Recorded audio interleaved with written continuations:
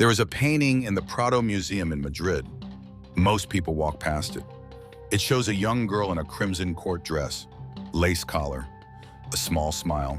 But the eyes are doing something else entirely. They are watching you, waiting for you to look away. Her name was Eugenia Martínez de Vallejo. The Spanish court called her La Monstrua, the monster. In 1680, the royal court painter captured her in two portraits, one clothed, one completely nude. She was a child. This is the story history buried behind a painting. The year is approximately 1674. Spain is ruled by Carlos II, the last Habsburg king.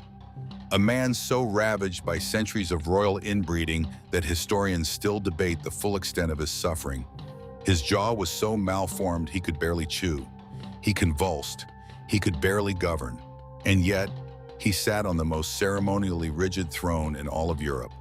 His court was a closed world, gilded, suffocating, operating by rules older than anyone alive could remember. And within that world existed a tradition stretching back centuries across every royal house in Europe, the keeping of court dwarfs.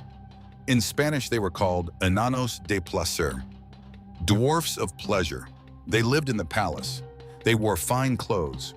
They ate at secondary tables. They were given names. They were, in a narrow and deeply conditional sense, cared for. But they were also displayed, given as diplomatic gifts between royal houses, included in paintings, not as subjects of their own stories, but as living proof of the court's wealth, its reach, its appetite for the extraordinary. Velázquez himself had painted them. His masterpiece, Las Meninas, places two court dwarfs in the foreground, rendered with the same technical genius as the Infanta herself. Whether he painted them with the same respect is a question art historians are still arguing about. Into this world, this gilded cage, came Eugenia. We know almost nothing about her origins, not who her parents were, not where she was born, not how she arrived at court. What we know is that she was there, and that someone decided she was worth painting. Juan Carreño de Miranda was not a minor talent. He was pintor de cámara, official painter to the King of Spain. He had inherited the artistic legacy of Velázquez, and in 1680, he painted Eugenia twice. Both paintings survive. Both can be seen today. The first, La Monstrua Vestida, the monster clothed. Eugenia stands in an extraordinary crimson gown, heavily embroidered, layered skirts falling to the floor. She holds a bunch of dark grapes in her small hands, and she looks directly out of the canvas at you with a mien that is impossible to read cleanly. Defiant, resigned, simply tired. The second, La Monstrua Desnuda, the monster unclothed, same child, same setting, same direct gaze, no clothes. Why were these paintings made? The most accepted theory is that they were Wunderkammer pieces, curiosity cabinet objects, commissioned to document Eugenia's body as a natural phenomenon. Her extreme obesity and small stature, likely caused by a chromosomal condition such as Prader-Willi syndrome, was the feature of medical and aristocratic interest. She was, in the coldest sense of the word, a specimen.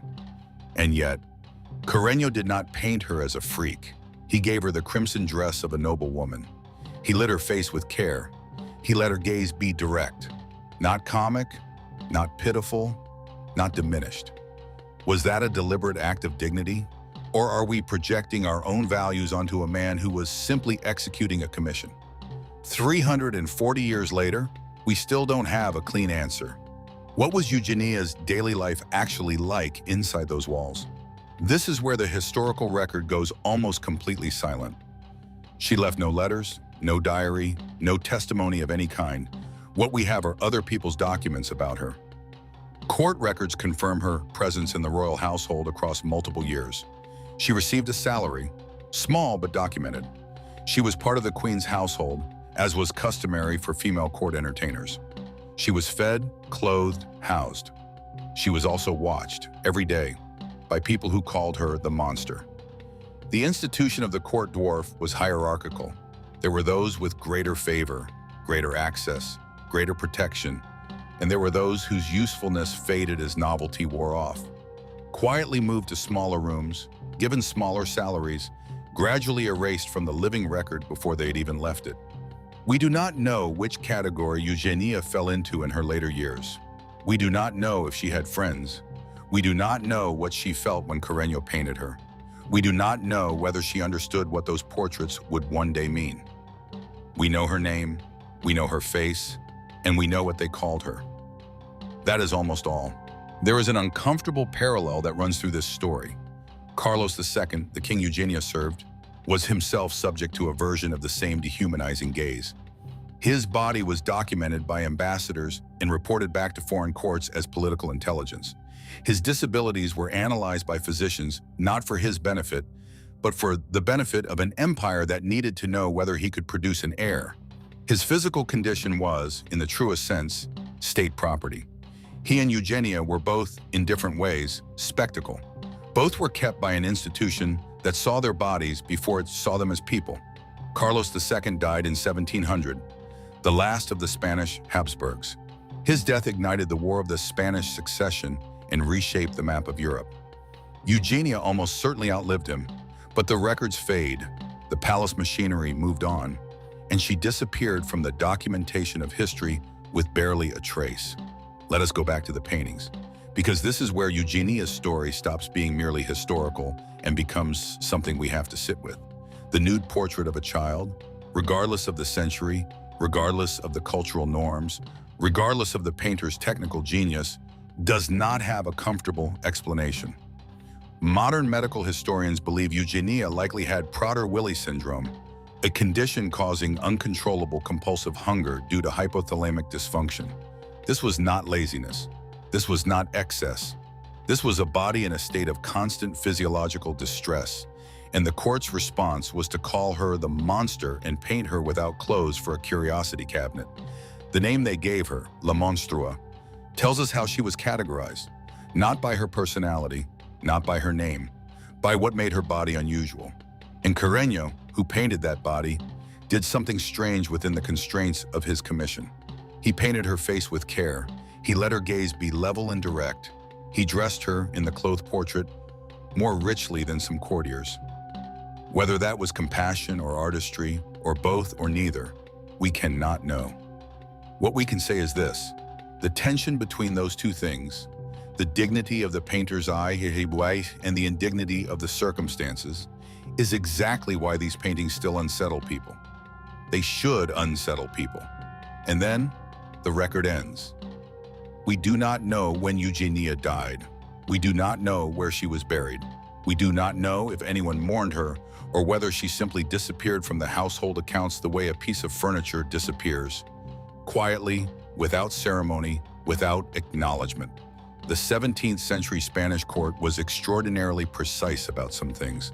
Genealogies, diplomatic correspondence, the exact weight of silver on the royal dinner table. It was not precise about the lives of the people at its margins. Eugenia was at the margin. The painting survived.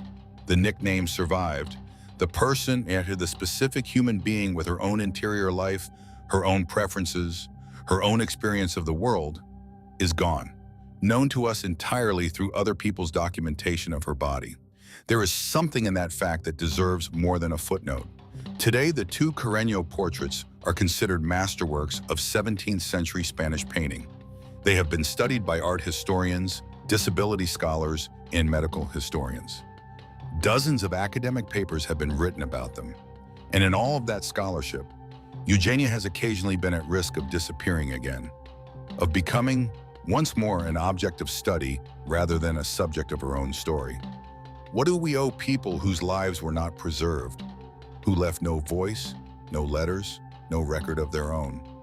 Perhaps this, the refusal to look away, not at the spectacle, at the person inside it.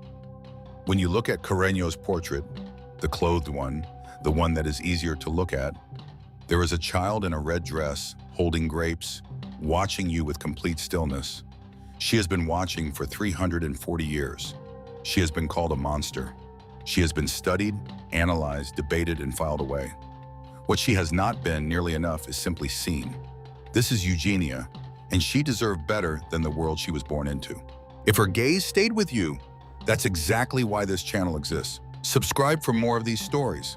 The ones buried, the ones mislabeled, the ones waiting inside museum paintings that most people walk past. Leave a comment below. Do you think Carreño was trying to give Eugenia dignity? Or was he simply executing a commission? Stay curious, stay in the shadows.